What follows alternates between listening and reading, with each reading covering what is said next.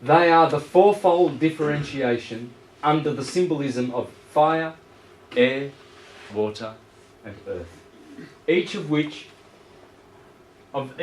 the three kings or kingly powers of divine intellect into which primordial unity of mind breaks up its necessary fragmentation as it descends into matter. See, mind over matter.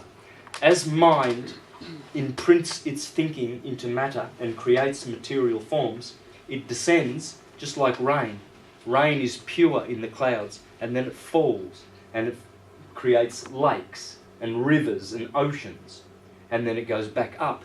And like the tree trunk, he explains here, the tree trunk has branches, and they all break up, branch, and they come into the leaves.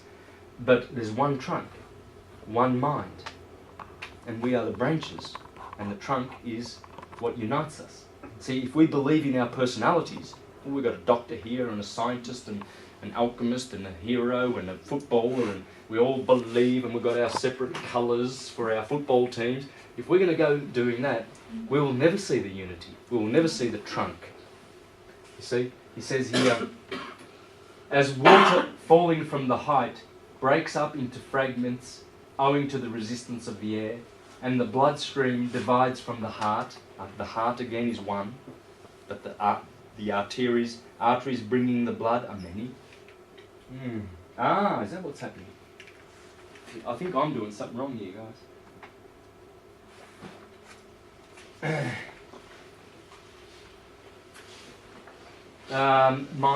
So simple. There's a pointer. If you press on top. Ah, is there? And where is that? In the middle on top.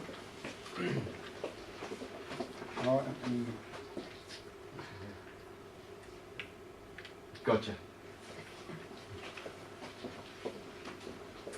Ah.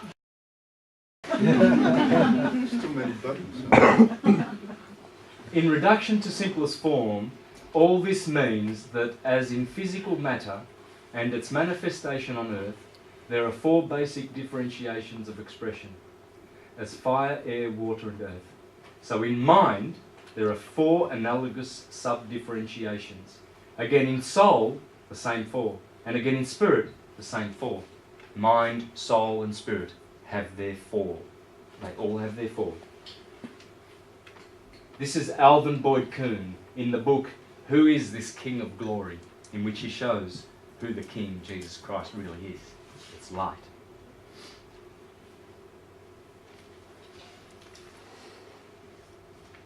So the 12 great qualities that are to divinize us are the spirit's fire, air, water, and earth, the soul's fire, air, water, and earth, and the mind's fire, air, water, and earth, all combined in one grand synthesis, the Christ consciousness. And here are the bodies. Here is the causal body, and here is the physical body. And we have the mental, etheric, etc. Notice the chakras corresponding to this. Notice in the Hindu system how many chakras there are. There's your chakra system. On the top we have Satyaloka. Satyaloka is the home of pure bliss. Here, Maharloka, that's where soulmates unite to become immortal. Here, we are not immortal. We have the seeds of immortality, but we must ascend the Sahasrara, the Kronos chakra. Once we ascend, we go into these invisible area here, and here is the fourth chakra above the head, is where Thomas H. Burgoyne says that our other half of our missing soul unites, and we enter into bliss, eternal bliss, from there and go to our true home, Satyaloka. Here is the egg in the ovary. That's the start of the journey. Here we begin our journey in incarnation. This is the baptism of earth. We are born in a womb, we die in a tomb. Plato said we come from soma, body, and we go to sema, tomb. We are all baptized in death. This is death. This is not life. Life is out of bodies. Hence, It's the baptism of earth. So we get baptized with, go to church and get baptized with water. Water is the solvent, the cleanser. It cleans earth. You can wash things with water. Yeah? Try washing your car with bananas. Doesn't work. Water cleans. Then you have air. Air is spiritus in Latin. You see, John the Baptist says, I baptize you with water, but the one coming will baptize with spirit. And water. No. And Fire. fire. Because air and fire are above earth and water. This is the baptism of the tomb. Death. But notice the golden colour of the egg. This is the cosmic egg. We begin our journey here. We come from nothing and we have an apparent body now. You see, but this egg is invisible to your eye. You can't see it. It's still spirit at this stage. It is still not physical. You see the difference between spirit and matter? It's very vague. It's the same thing. There's no differentiation in the end. It is all oneness. We just use that to differentiate between things that appear solid and things that appear invisible. Our senses delude us. Here is the sine wave, guys. Again, we saw that the ecliptic, the sun, is always right ascending on that. And he's giving us good, and then he's giving us evil. So-called. Here it is simply, in its simple form. There you see 23.5 degrees, the Tropic of Cancer. You see? Here is the key again. Here they put Aries on this side. This is wrong. They put west there. That should be east. Alright, they made a big mistake here. But the point is, you see the Tropic of Cancer, you see the Tropic of Capricorn. Capricorn is the builder because he has to climb up. He has to build. It's got to build the whole wheel. And you see, this is, and then Libra is over here, the scales of balance, balancing the sine wave. And so you see the 6 glorious summer signs and the 6 infernal, invernal winter signs. Infer means below. Here are the Egyptians depicting the same thing. Am I in the way? No? Just let me know, please. Yeah. Here is the Chakana. You remember the 8-spoke wheel? The Chakana? This is the Chakana from Ecuador. I'm showing this to everybody. I got this at the Temple of the Sun at La Mitad del Mundo, the center on the equator of the earth in Quito. That is a jade Chakana. That's their cross. In Ireland, they have the Celtic cross. In India, they have the swastika, Shiva's cross. Svas is Shiva. Shiva is the destroyer. But it's the cross. It's the symbol of the wave. They always taught this. They always taught the wave. And that's why they had millions of different crosses to depict the wave, to teach us in the days which we would forget this science, to remember the cross. It's on every temple, every church, cross. Cross everywhere is this symbol of the wave, to bring us back to the wave universe. Here it is. You see, the symbol is everywhere. There it is, the royal arch, always from Aries to Libra. And here you see the Freemasons. They have, yesterday, my friend in 2 days ago in Ireland, he said when the Orange Lodge in Northern Ireland, the pedophiles, when they march in the streets of Ireland to rub in the nose of the Irish, the true Irish people, that they have controlled that country for about 900 years, the psychopathic pimps from England, from the Crown, they have these letters, CF, and he asked me, what does the CHF mean? And I said, charity, hope and faith.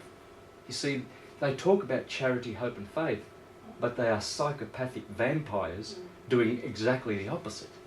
So never listen to them, what they say. Oh, the Catholic Church is always talking about charity and love, and yet it's stealing all the property of every individual who has ever lived and hoarding it for what? So that they can be rich. Shouldn't you just translate it as privileges, benefits, and what's the other one? Services. Yeah. Yeah, we'll give you privileges, services and benefits. Register here and lose all your rights. Folks, it's time to be self-determined and know your rights, and never let any of these monkeys or the agents of the pimps disturb your peace. It's time to stand up, folks. We got OPPT now, so. Yeah, OPPT, that's kicking some butt. Yeah. Yeah, kicking some colitos. That's for you Latinos. Look after everybody here. But notice here, you go from Capricorn, the goats, to Aries, the sheep, and you see the 7 stars of the Pleiades. It's the pineal gland. So you go from Earth, Capricorn Earth, to fire, Aries, in the head is heaven, and you go to the 7 stars of the Pleiades, which is the pineal gland. And this is the story we're now going to begin. How do we do this? Yeah. This is how we do this story, friend. There's the key. There it is. It's all there. It's all the same symbolism. It's all about the wave. There's the wave. It's in the body. Here, remember the cosmic egg? This is the embryo, folks. See the spine? This is the spine now. The cerebrospinal system is the first system fully developed.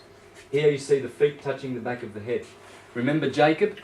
Jacob is Bacchus. Bacchus is the sun. You know what Jacob means? Heel catcher.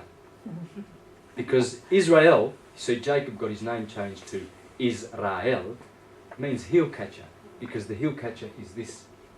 The head always is, the feet of Pisces always touch the back of the head. So we're going to start with this model as the embryo teaches us. The embryo already teaches us that the feet touch the back of the head and we do a circle. Taurian And that's- field, isn't it? Sorry? It's a Taurian. Yeah. Taurus field, it's the sine wave, it's spiral, it's all of that. And this is the great George Carey, who is showing the microcosmic biochemistry that is in all sacred scriptures. If you miss it, you're not looking, because it's sticking out like dog's genitalia. Can't miss it. Here we have, and here see we have followed, here is the head, this is Jacob, the heel catcher. It's also Adam. Oh, this is good. Oh, it's like driving a limousine, yeah?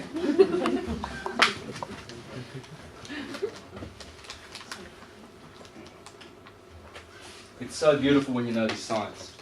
When you know the ecliptic and the wave and this science that the ancients bequeathed to us, which we, in our ignorance, call evil. Here is the ascendant. Here is the descendant. Here is the meridian. Zosimoff, the 4th century Greek famous astrologer, philosopher, said, ascendant, descendant, meridian is Adam. Adam Kadmon.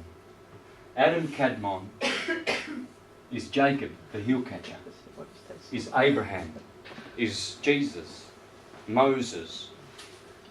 Whatever name you want to give it, it's the demiurge, the second creator, because the first one has no name. That's God, the cause of all things. And that's we. It's we that is doing this. Hence Adam is Jacob, the heel catcher. Here are the 12 Schussler inorganic cell salts which correspond to each of the signs. Each one of us requires 3 of those salts. They are the salts that we did not develop outside of the womb of our mothers. In the womb of our mothers, we developed 9 of them.